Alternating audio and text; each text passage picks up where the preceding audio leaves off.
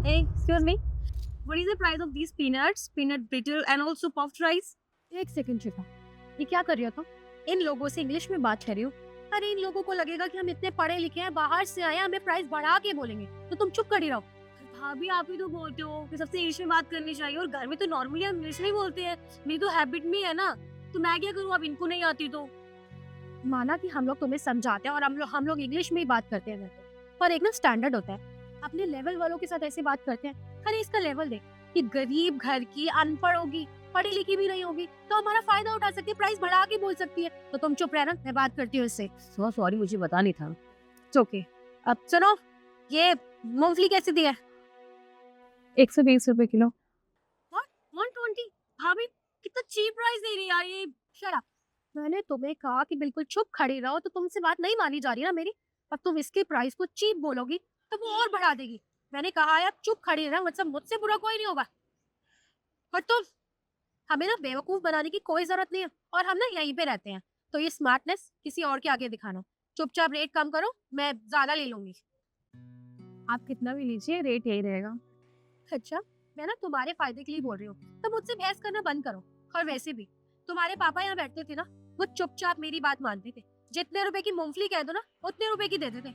और तुम उनकी बेटी हो गई, इतनी अकड़ दिखा रही हो।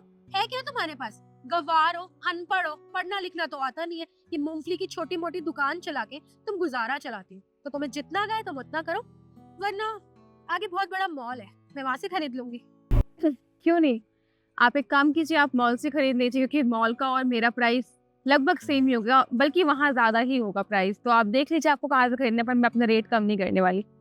अच्छा, तुम्हारे अंदर इतनी अकड़ है। ये सब मैंने ना तुम्हारे फायदे के लिए कहा था, और लास्ट बार बोल रही हूँ, अभी भी सोच लो, क्योंकि 3-4 किलो मूंगफली ले लोगे।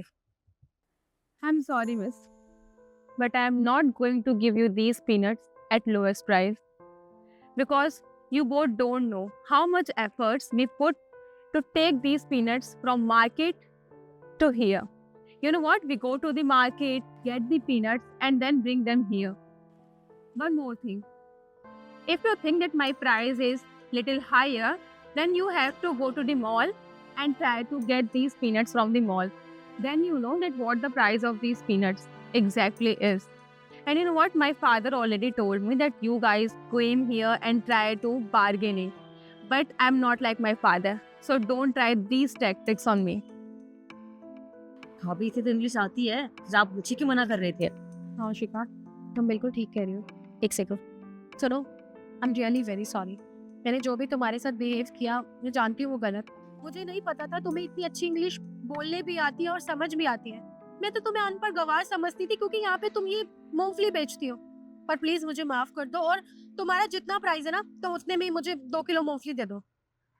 एंड यू नो व्हाट, हमें कभी भी किसी को उनके कपड़े या उनके काम से जज नहीं करना चाहिए, बिकॉज वी डोंट नो ना कि वो इंसान कितना पढ़ा लिखा है, कितना नहीं पढ़ा लिखा है। और वैसे भी पढ़ाई पे तो सबका हक होता है ना, और किसी को गवार कहना जस्ट बिकॉज उसे पढ़ाई करने का मौका नहीं मिला, तो बहुत गलत बात है। खैर, लेट इट बी। कितनी करनी है?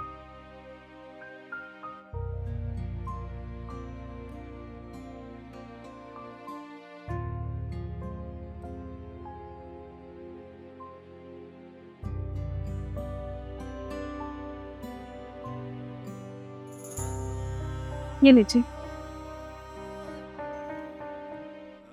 Thank you, and we are really sorry. It's okay. Sorry.